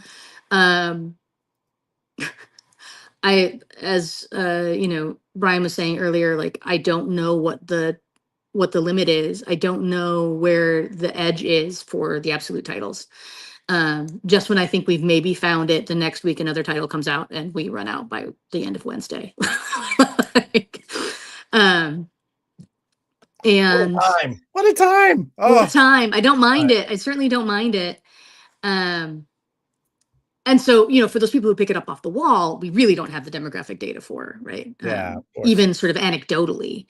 But I will say, in general, I think our DC readership tends to skew more non-male than female, or than our Marvel right now. Particularly, a lot of the sort of Bat Family fans are really tends to be a lot of young women.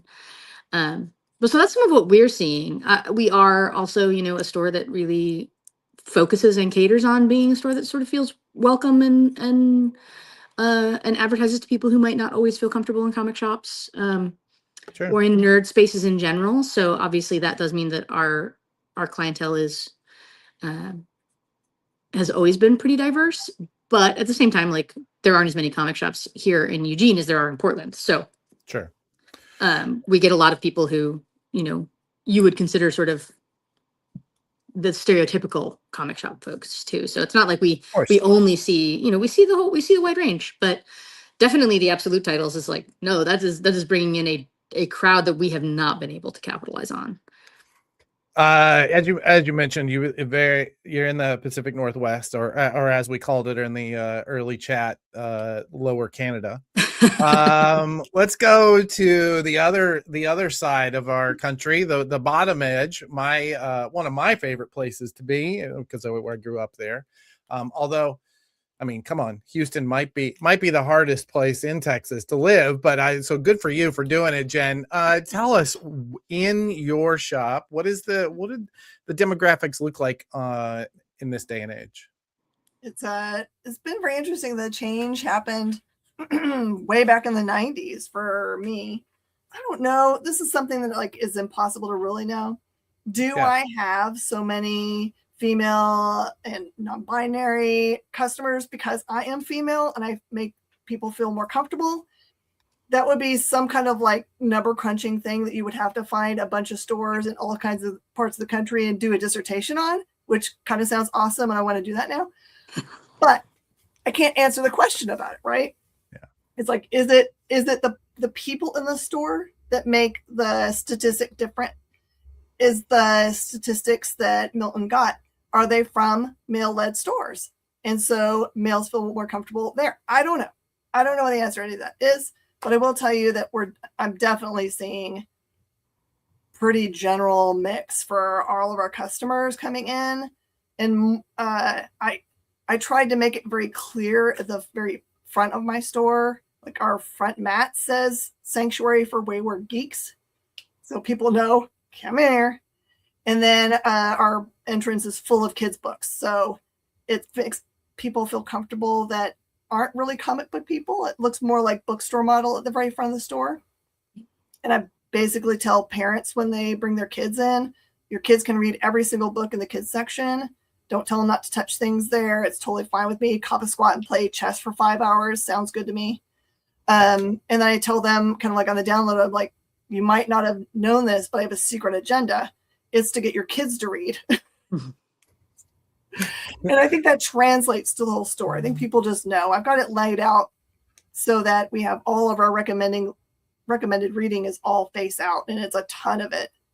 And outside of absolute titles, we have a ton of people that are on all the Ghost Machine titles or all of the Energon Universe titles. There are still people big into the Ultimate Run. And this is a weird trend. I don't know if you've seen this, Audra, but lots of graphic novels that what I call spicy books. Oh yeah, so, Merca and the like. Yep. Really, once they read one of those, if you hand them Unnatural, then they're like, I want everything that this person does. And so I think that's because we see that a lot in the data that they were talking about, that romance manga was really big. I think that people that are like being drawn into the rest of the store for graphic novels are just trying to find the comic book version of those things. So we stock those pretty heavily too. Yeah, I think Kristen has talked about it a bit, not as much I think this year as in previous presentations, but it's really hard to underestimate the influence of Book Talk, which is a primarily female and queer led, at least in my experience, kind of social media phenomenon.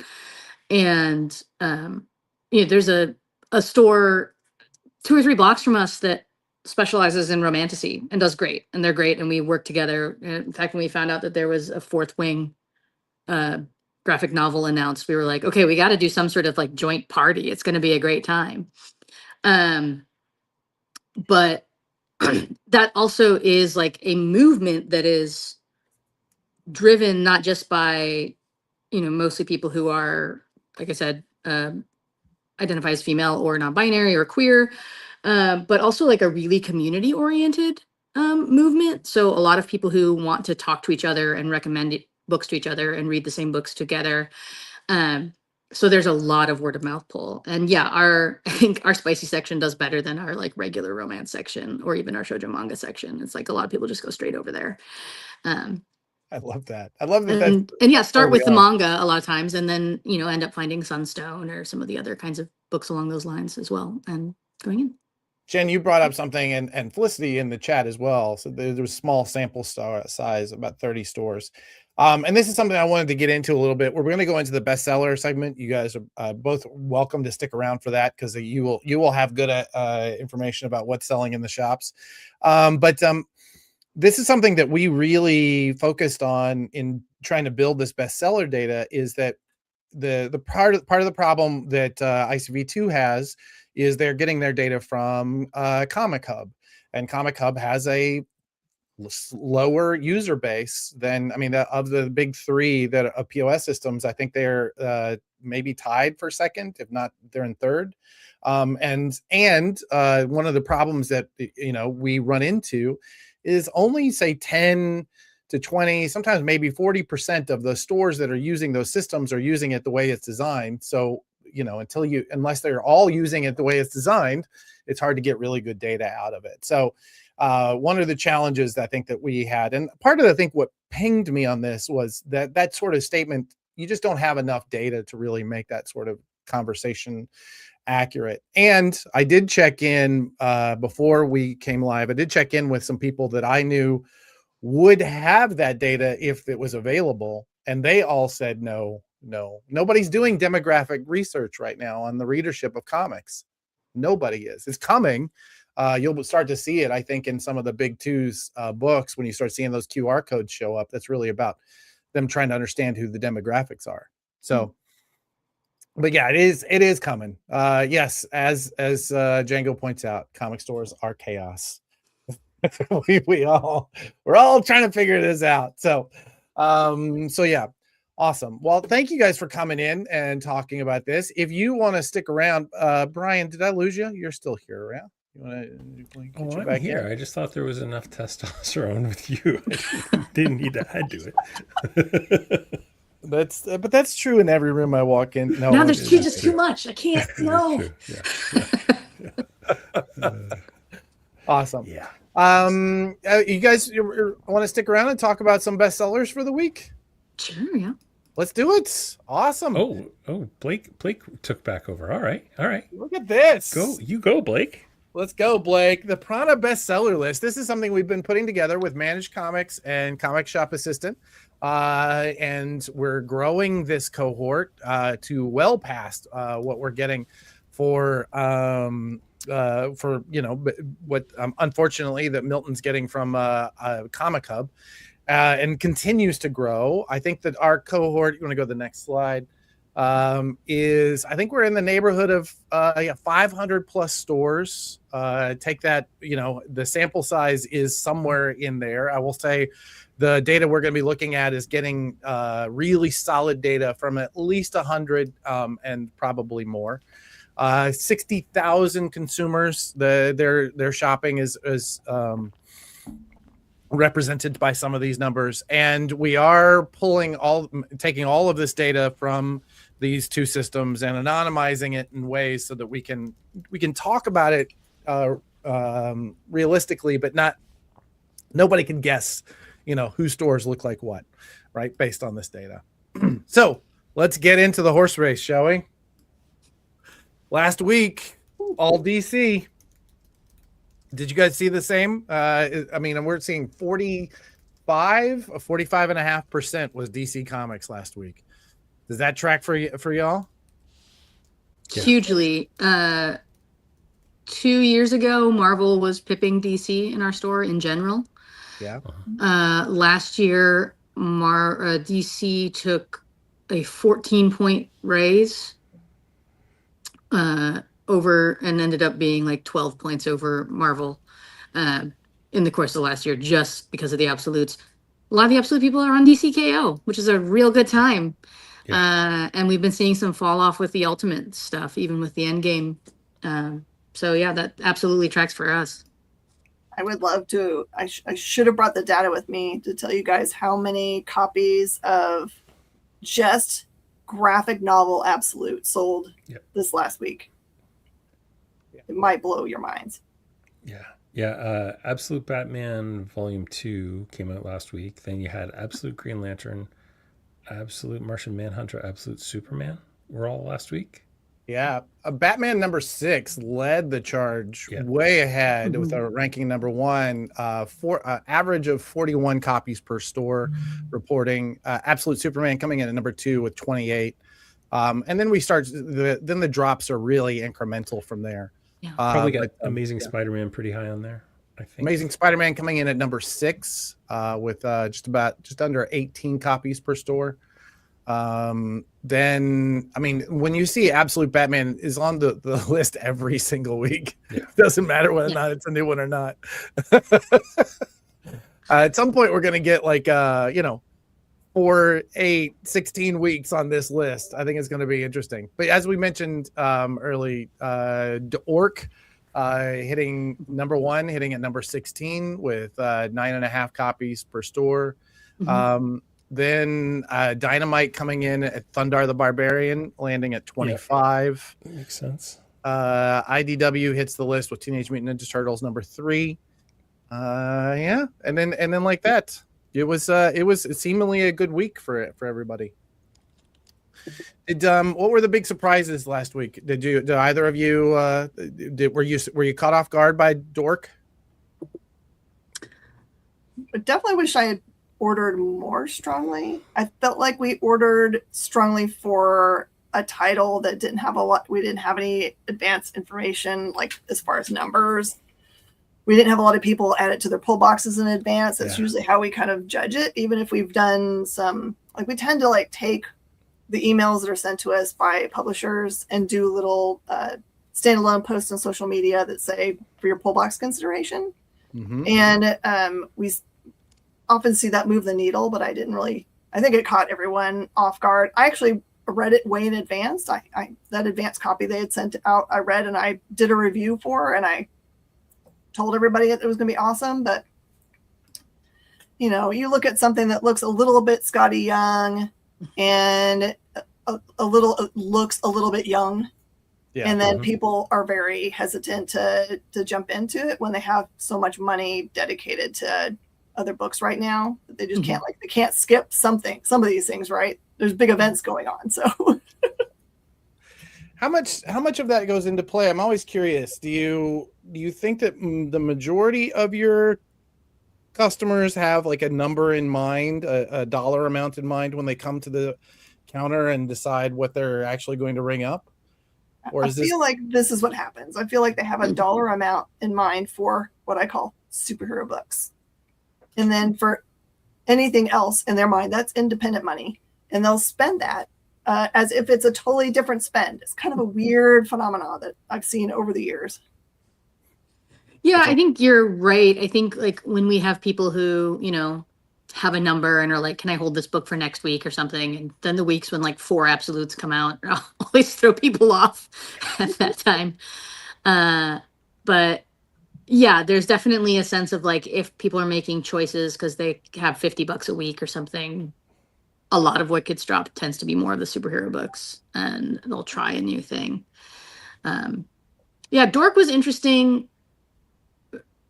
I really would love for there to be more high fantasy single issues and like periodical stories.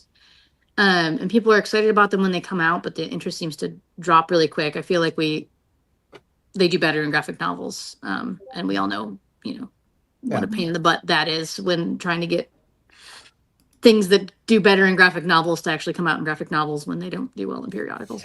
It's all math, right? It's all math. Yeah, I think we probably could have ordered more and would have sold through it more.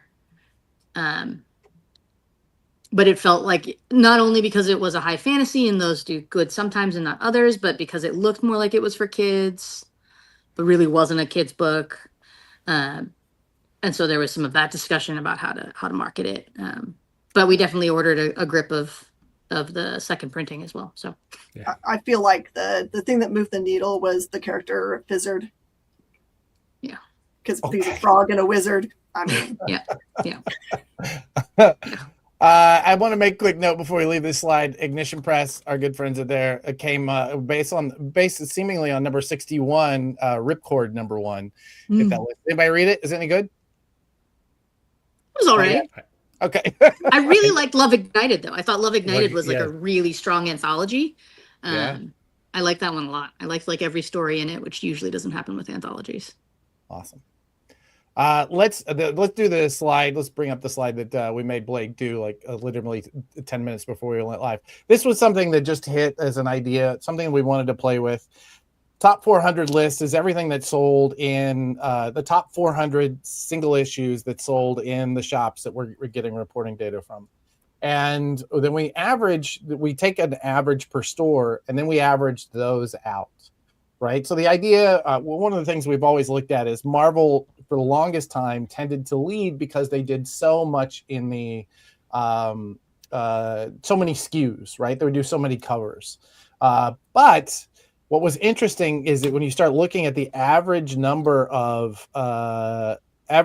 per entry on that list, obviously you see DC still leading because they're killing everybody right now. Marvel's still holding their own, but not nearly as close as I thought it would be. Dynamite coming in, which was really interesting at number 3, bypassing Image. And what this says to me is that all of those variants that Dynamite does are selling a lot better than anybody really wants to admit.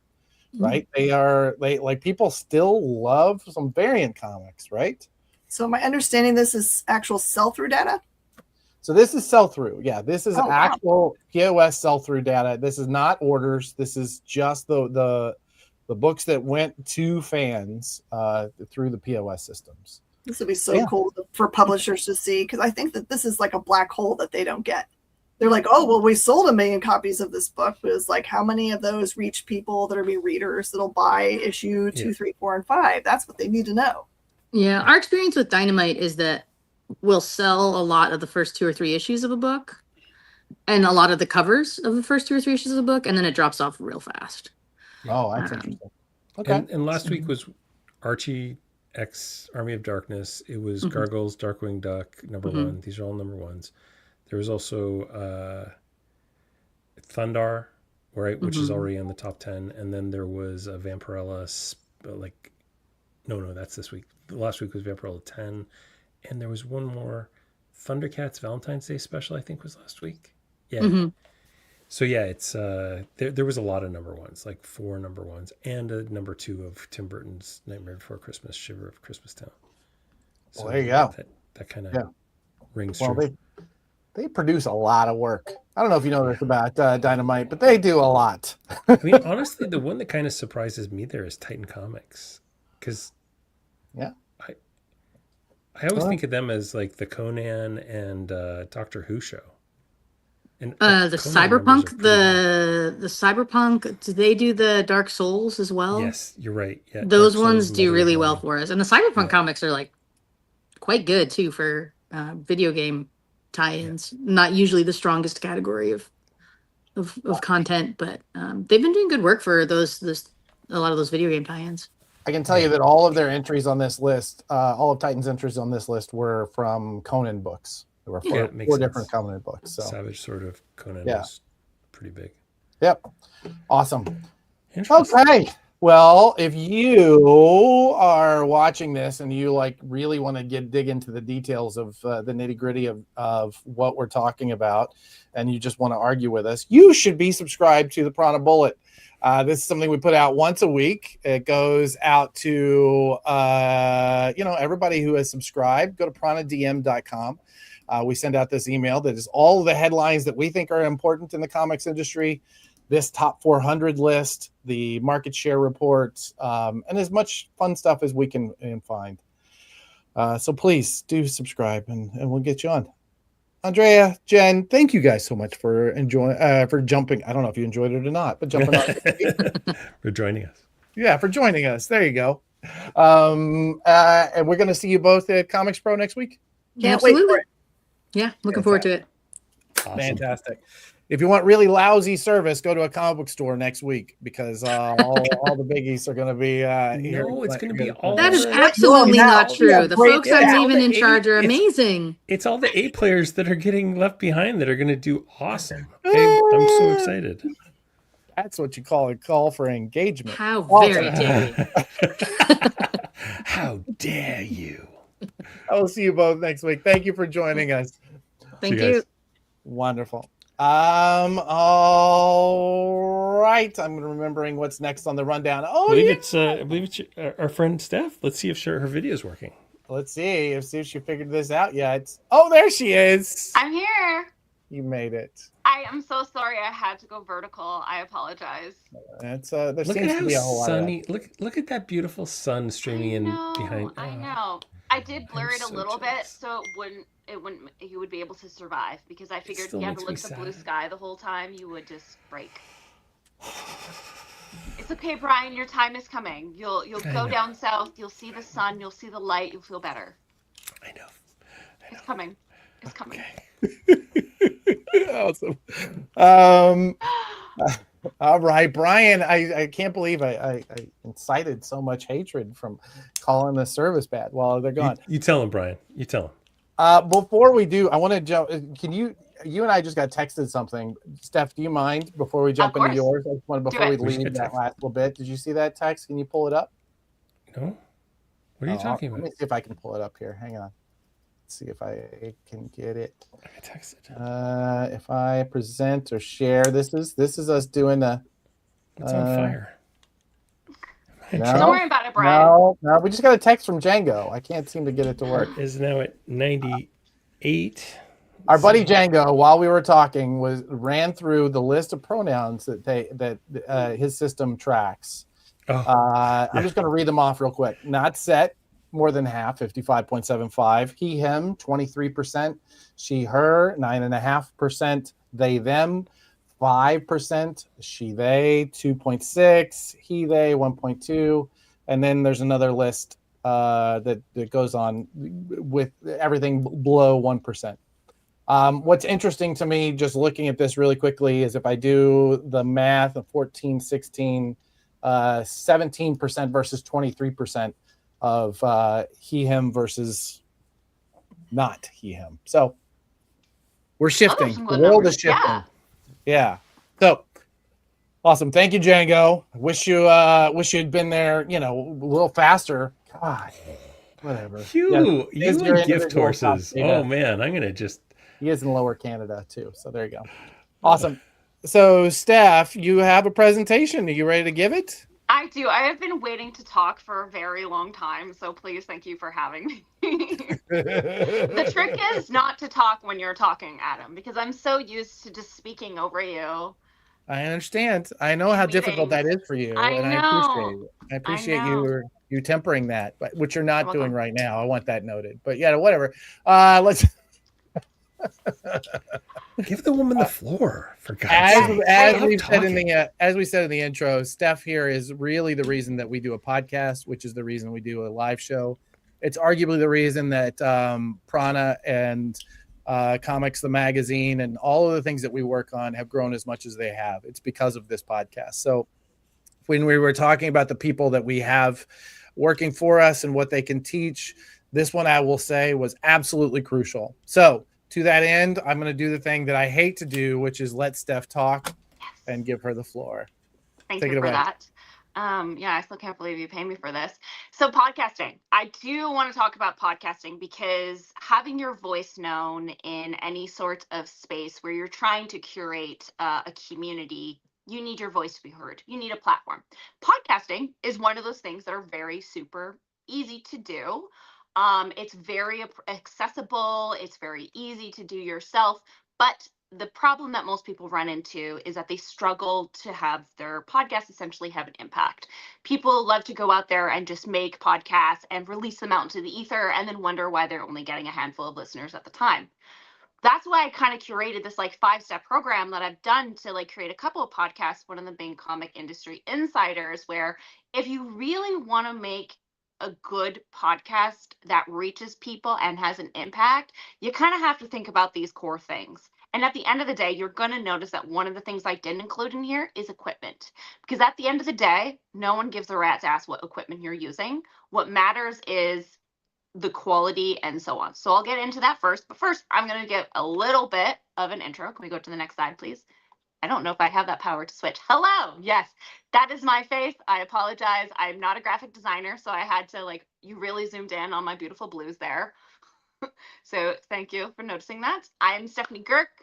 I'm the person behind the scenes of the Comic Industry Insiders podcast. I help build it from the ground up with Adam from the early days. And I'm generally the person in the emails trying to wrangle people onto the show and figure out times at this point in time. But my backstory is I started in comics, I want to say about 2008, 2009, where I went to my first San Diego Comic-Con for a TV show. And then I got introduced to comic books. And from that point on, I was obsessed and addicted.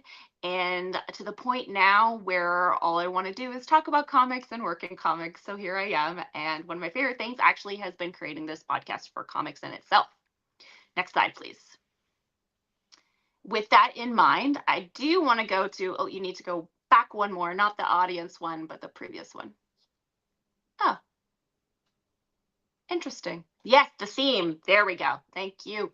So these are all questions that you want to be asking yourself while you make the podcast. This is not something that you want to do after or later. The idea is that you're thinking about all these things before you even get to the pitch point of your podcast, before you get close to doing any of the work or any of the releasing or thinking about equipment. You need to be looking at these 5 steps in tandem before you go any steps further. The first one is arguably the most important thing. That's your theme. What is the point of your podcast? What is the point of your show? What is something that ties it all together? You can put a podcast out there discussing your favorite comics out there, but it needs something that drags people in. It needs the elevator pitch. It needs that tie that interests people in a way that also connects all your episodes together. Because when you launch a good podcast, you don't just want one-hit wonders all over the place. You want people to be interested in knowing more. So you do need some sort of overall theme where you can actually go through and help determine what in every episode, what can I include that will make people want to listen to other episodes as well. Oh, hi, Adam. Adam Bound 1868. Thank you. Yes. You got thrown into the ComicsPRO channel, so now you're getting a breakdown on that. Number 2, your audience. Okay. Once you have a theme, you have to figure out who your audience is. Now, most people just think I'll start with friends and family. Maybe they'll be interested in, but you also want to be framing your podcast and your whole idea around the concept of who do I want to be listening to this podcast? Is it just going to be your friends and family? Because then you also have to understand that's a limited reach in itself. Or in this case, with Comic Industry Insiders, you're going to have people who work behind the scenes of comics, which means that the content and what I put on the podcast needs to be able to reach and be helpful and interesting to those people as well. Like what we did with CCI, and bringing in the people who work behind the scenes and the retailers as well from all different angles. And once you have your audience, then that can actually help you structure more of your episodes and give you better ideas. So you don't get trapped in this sort of limitless void of I can do everything, but I also don't know what to do because I have too many options. And knowing your audience will also really help you build a really good theme. Next slide, please. And then consistency. This is number 1. This is essentially consistency also equals sustainability. You have to know your own schedule of when you're going to be releasing this stuff. Data has shown time and time again that people are more likely to listen and be a part of your active audience when you are consistent. Something like having a weekly live show and dropping an episode every week, that shows that you are going to be regularly releasing content for people who are interested in learning. And they're going to want to come back, especially on those days, because they know you'll always have a nugget for them that they enjoy. Everyone loves a good routine. Everyone loves a good habit. If you want to build your audience, you need some form of consistency. But you also have to think about it under a sustainable umbrella. If you are releasing content twice a week, and say you're one of those people that also loves to do like mini episodes, for example. You want to release one big episode once a week, and then you do like a Tuesday, Thursday sort of like let's drop half episodes. That's great. But can you sustain this over a period of a year? These are like questions that I want people to like ask themselves a lot of times as well, because what is sustainable to you might not be sustainable to someone else, and vice versa. You have to know what works for you, because if you want to really engage that audience, you need some sort of consistency in your schedule to really kind of sort of get them used to being, essentially, it's like giving animals little treats. Like how, if you want to train crows, for example, I'm training my neighborhood birds. I feed them at the same time every day, to the point now where they're coming back for me. They're coming back for more. You have to do the same thing with the podcast or any sort of show that you want to do. You have to bring people back for more, and that means consistency in schedule. Next one. And then I'm going to get into, oh, my slide is blank. Oh, is it blank? Do we get nothing there? Nothing. Aha, format. Okay. Thank you, Blake.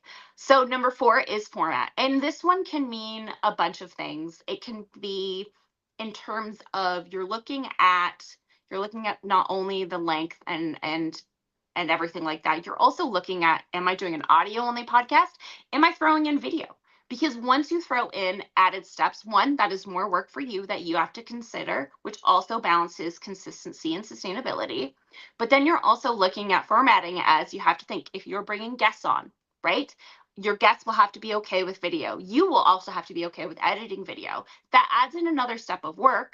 But then at the same time, you're also limiting your audience by not going into video. So that's where you have to kind of ask your questions in tandem with all the rest. Can I maintain an audio only podcast? Or do I have to go to the point where I can throw in video, but can I sustain doing the video and audio just so I can have a bigger reach? Again, these are things you have to think about before you even launch the show. Next slide. And then we have platform. Platform is super important. I don't consider this one of the tech questions. I consider this as an advance to be like, where do you want to be hosted?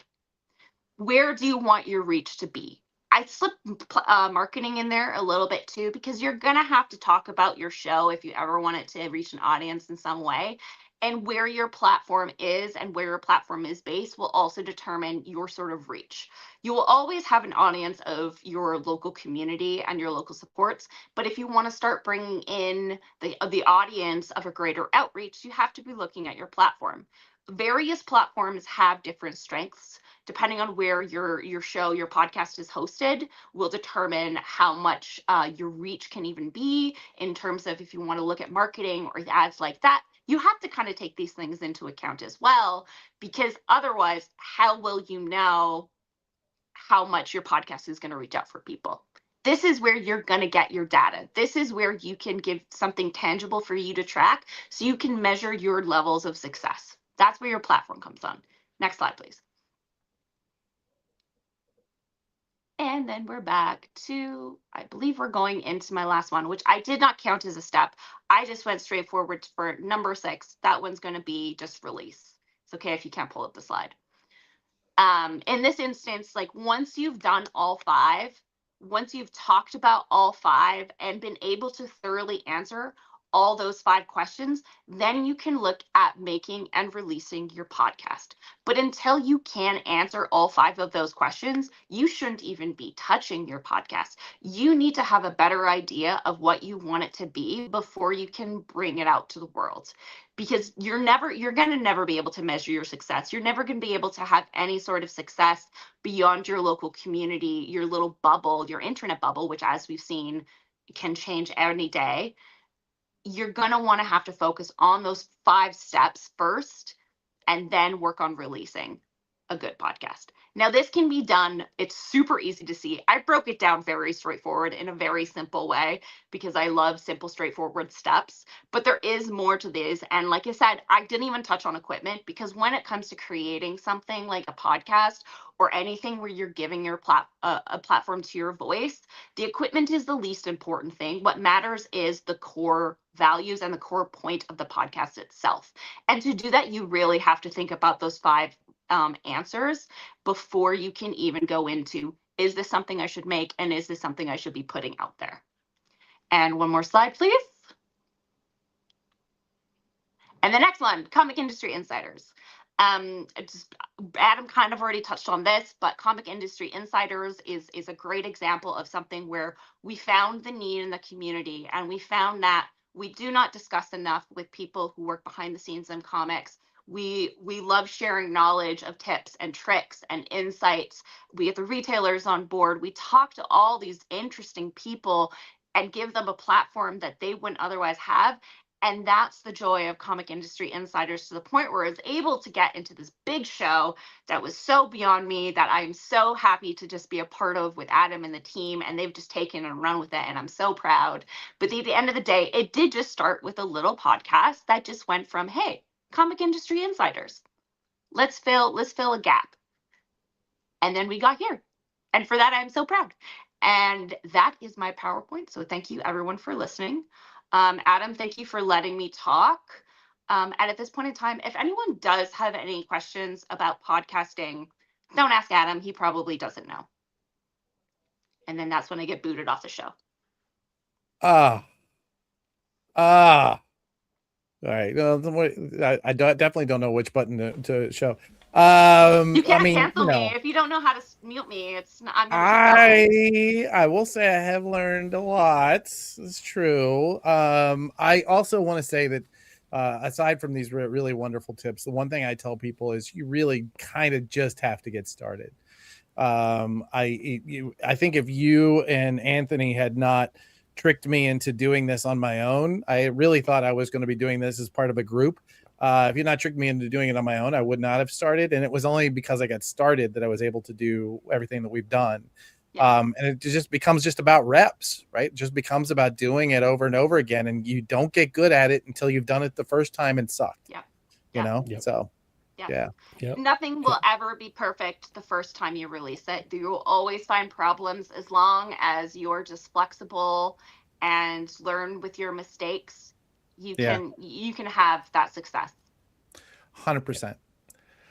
All right, I will Steph. say too, like the equipment that you have right now, whatever it is good enough. Because many people stop doing it, like don't get started because they're like, well, I don't have a really good camera, and like this is probably I have an entire bin of microphones and cameras that I could pull up right now, and anybody that's done this for any period of time has that same thing.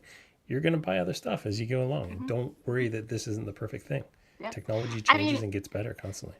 Look at me today. I have a full podcasting setup, and today I am on my phone because they did not work. Yeah, exactly. So here we are. Exactly. We're just pivoting, and we're still here. And you learned a lot. You learned a lot as you go. I mean, I learned about 3-point lighting, which is, worked out well for me in figuring out how all of this works. I learned what it looks like when my microphone is not really bad. And if you watch enough of the episodes, you're going to hear some really crappy audio. So, we all learn, right? That's it. That's just it. Yes. Live from the Comics Kennel. Let's go. I can't wait to see it. Awesome. And I will say, just as one final closing remark, I would love to see more comics podcasts out there in the future, because I think it is severely lacking, and we are a big community and we love to talk, as you see when we were all together. So if there's a way we could get more people talking to each other in the comics community, I'm here for it. 100%. We've talked a lot about how it's really difficult to market comics these days, and that's part of it is because we lost those platforms that where comics people were gathering. And if you are a touch point where comics people are gathering, the marketers are going to find you. You want some free comics, start doing a comics podcast. Mm-hmm. Stephanie Girk, thank you for being on. I absolutely appreciate all that you went through to be here today. Because I'm sure I can only I'm yelling imagine. at my Wi-Fi provider later, just FYI. Well, sorry, not yelling. I will politely be like, hey, why? All right, go yell in that Canadian way that is very polite. Thank Hey, you. let's bring Blake up here and let's give something away before we do our final thoughts. Blake, are you around, buddy? I sure am. Look at you. Here. I want it noted. I was never serious about you using AI. Oh no, well no, because I told you guys like the other night. Sorry if guests are hearing it. You accuse me. I had guests of my own show. I'm like setting everything up, thinking I'm doing. It's a cool project, doing these people a favor, and then they're like, someone's like, someone on the project was kind of concerned you're using Gen AI, and I was like, no, I pay Envato $200 a year for all this wonderful stock imagery that you love to look at and laugh at on the show. No, anyway, it really, we all have opinions on AI, and I don't want to get into that, but when you're not using it and get accused of it, it's kind of a bummer, right? I get accused of it all the time, and like I drew that last night. Like I can draw, so anybody that like accuses me of AI ever again, I will fight you. I'll fight you. Let's go. All right, hold on. I had to stop sharing one screen and share another screen. All right, while he does that, if you have not put in hashtag insiders into the chat somewhere, you have about 30 seconds to do so. Yeah, a couple more shots. And that will get you this Comics the Magazine #0 that we gave out at Baltimore New York Comic Con that apparently now it goes for $85. Who knew that was going to happen? And a full set of the trading cards, because apparently when you start a podcast, eventually you have to make merch. So never mention it either. Once these are gone, they're not going to print these 0 issues again. They're gone. So like, yeah. I heard it was a substantial pre-order number, so it sounds like the magazine's fairly popular. So I would say we're offering you gold here, folks. You gotta get it while it's good. Hey, Nicholas, we use Riverside for our podcast, and we use StreamYard for this live show. I would say either one of those is probably decent at this point. I know that Blake has his opinions about using Riverside for live, but Riverside is rough. But yeah, for like standard CI Comic Industry Insiders, the local recordings and stuff, it does do a really good job. Yeah. And it has some editing tools built in too, right? Oh, like, sorry. Because that's the art of all this stuff is really editing. It is really the editing. 100%. All right, let's go. All right, here we go. Oh boy, look at all these names. I love this.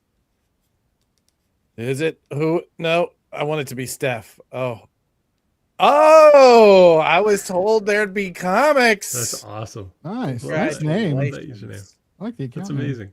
Look at that. All right. I was told there'd be comics. Please send us an email to info@pranadm.com. That's PRANADM.com. That's Dogman. PRANA Dogman. Anyway. All right. Can I do this next slide? We'll get that out to you. What's up? Can I do the next slide? Oh, please. Run it. Let's go, baby. All right. You guys ready for this? Let's go, you guys CTA. ready for this? It's extended, baby! More comics, more artists, more pages. Oh my goodness! And I forgot to hit enter when I pre-made the comment in the chat. It's bigger, it's better, it's longer. You got to hit the deal, get on to Zoop. Our friend Joe Pruitt is reaching out to his artist friends. They're doing random art drops of like, he just keeps finding stuff. He keeps finding stuff. We keep thinking that everything that is in the Zoop campaign is in the Zoop campaign, and they keep finding stuff. Yeah, seriously. Huge chance to get some like awesome art, comics history, and run by Blake. All the art there, all done by Blake and his AI. Yes. Fighting words. And then fight. That's what else do we have? Let's what else we got? Let's see. We got Hey, come see me at ComicsPRO. I'm apparently hanging out with Adam on Wednesday night. If you go to Manage Comics right now and you scroll down to see us at ComicsPRO, this will take you to a landing page where you can get on our top secret Manage Comics meeting. I don't even know what that's going to look like. So if you go there and sign up, you will get informed about what it is as soon as I know. It's so secret that the host doesn't know what's happening. That's how secret this That's meeting exactly it. is. I hope to be told before it happens, but I'm sure I will be. I have faith in this. But yeah, come see us at ComicsPRO. Super excited to see everyone. It's my favorite thing. Awesome. What else? What else do we have, Blake? What's next? Oh, Comics and Magazine. Comics and Magazine is the greatest magazine about comics that you're going to find in comic shops of magazines. Over 100,000 pre-orders we got for issue 1. I still am kind of blown by this number. It's and I'm the one who has to figure out how to pay for the printing bill. So let me tell you, that's fun. But let me tell you, why should you are watching this show? Chances are good you're somehow involved in comics, right? You have some sort of business. You have some sort of career in comics. You know where you should be spending your advertising dollars? Let me tell you, it's not Facebook anymore. There was a time that time is gone. Now, if you want to get in front of people who are into comics, you got to be in Comics and Magazine, because we're going to be in shops. I will tell you this right now. Every shop that has every comic shop that has a distributor account is going to get at least one copy of this book. I haven't mentioned that's not even known yet. That's a little announcement. It's happening. We're putting these books out there. They're specifically designed to sell comics to comics fans. They're specifically designed as a place of community. This week, check out our socials. You're going to hear a lot about classified ads. I think you guys are all going to really enjoy being involved in classified ads, because I think they're super fun. Go to comicsthemagazine.com, sign up for our wait list. We're going to send you out emails when the time is right. And man, Blake, have you seen that issue 3 cover yet? No. Have you seen that one? I haven't. Oh, dude, you're gonna. I did just hear about the classifieds though, because Gabe sent me a message just mere minutes ago. There you go. I was supposed to go this morning, Gabe. No, that was you were gonna freak out when you see number 3, dude. Nice. This one. I can confirm I freaked out for 1 and then 2. Yeah. So I mean, I feel like we're on.